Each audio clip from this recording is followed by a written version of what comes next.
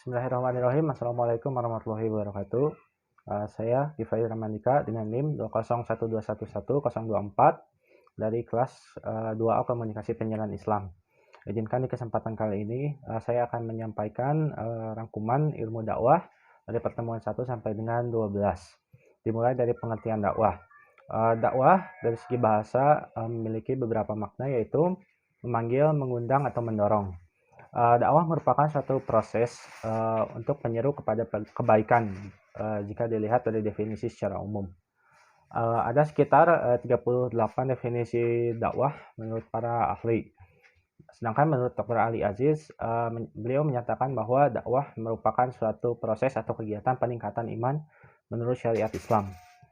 Di dalam dakwah sendiri dikenal dengan yang namanya tabligh. Nah, tabligh ini lebih bersifat mendasar tentang Islam, sedangkan para pelakunya disebut dengan mubaligh.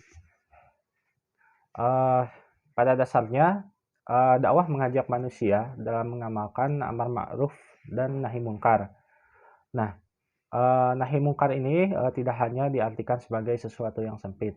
Dalam upaya nahi mungkar ini, seseorang tidak diperbolehkan dalam menggunakan kekerasan, seperti sweeping atau pembubaran secara paksa, penggerudukan, dan lain-lain. Karena pada dasarnya dakwah sendiri berprinsip persuasif yang kelak akan dijelaskan. Nah, berbicara tentang kajian ilmu dakwah, ilmu dakwah sendiri harus bisa disebut ilmu jika harus memenuhi unsur-unsur atau kaidah-kaidah suatu ilmu. Ya, yang disebut suatu ilmu itu harus bersifat objektif, bermetode, universal, dan sistematis. Menurut para ahli, objek formal dakwah adalah tentang bagaimana mengajak para manusia dalam menyampaikan agama Islam. Sedangkan objek materialnya adalah para dai atau pendakwah. Ilmu dakwah jika ditelusuri secara seksama masuk ke dalam rumpun ilmu social science. Dakwah juga tergolong ke dalam applied science, atau artinya suatu ilmu yang dapat dipraktikkan dalam kehidupan sehari-hari, seperti contoh di dalam etika dakwah misalnya. Nah, mengenai sejarah dakwah sendiri bermula dari adanya ilmu balaghah, dan ilmu balaghah ini merupakan cikal bakal dari lahirnya ilmu dakwah. Balaghah itu adalah ilmu tentang tabligh, yaitu tentang bagaimana cara para pendakwah menyampaikan ajaran Islam kepada mitra dakwah. Ilmu balaghah terbagi menjadi 3, yaitu ma'ani, yaitu tentang memberikan pemahaman, bayan atau penjelasan, dan ba'di, tentang keindahan bahasa. Nah, jika diringkas lagi, dakwah terbagi menjadi 3 tahap, yaitu tahap konvensional atau tradisional, kemudian ada tahap sistematis, dan tahap ilmiah. Di mana tahap ilmiah ini merupakan penyempurnaan dari kedua tahap-tahap sebelumnya.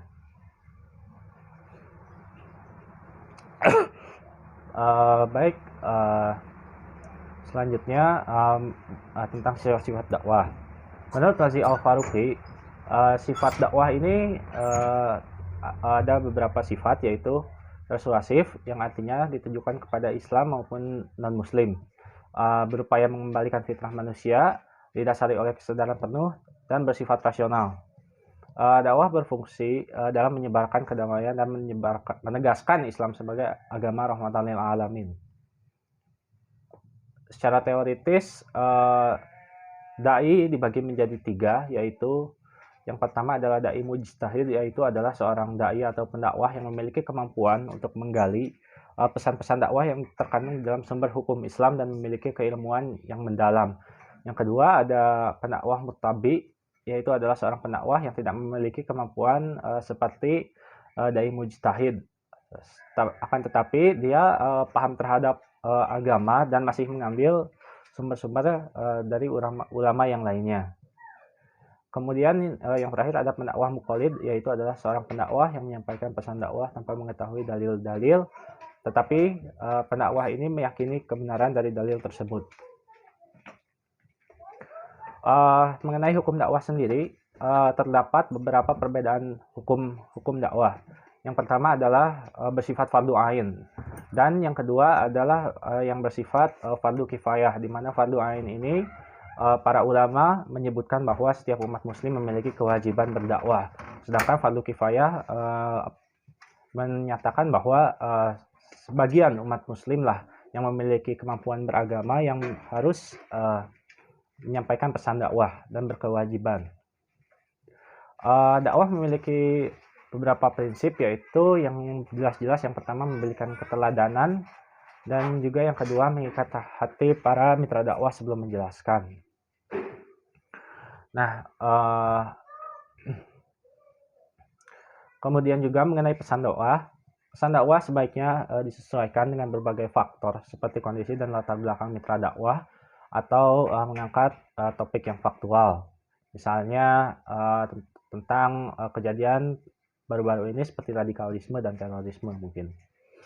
Di dalam metode dakwah sendiri itu sudah tertera di dalam Quran Surat An-Nahl ayat 125.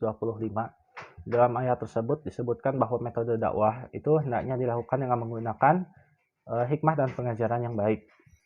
Apabila tidak sepakat tentang orang lain maksudnya, maka harus dilakukan dengan cara yang baik.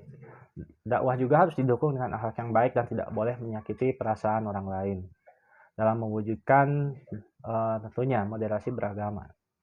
Kemudian yang terakhir yaitu adalah tentang efek dakwah. Efek dakwah ini adalah merupakan bagian akhir dari proses dakwah. Secara sederhana, efek dakwah pada dasarnya yaitu tentang mengubah seseorang menjadi lebih baik. Efek dakwah ini terbagi menjadi 3, yaitu yang pertama adalah efek kognitif atau pola pikir atau pengetahuannya. Kemudian yang kedua adalah efek afektif atau sikap, dan yang ketiga yang paling penting yaitu adalah efek implementasi atau perilaku. Nah, mungkin sekian dari saya. Mohon maaf mungkin kepada Pak dosen bila video saya terlalu panjang. Sekian dari saya. Wassalamualaikum warahmatullahi wabarakatuh.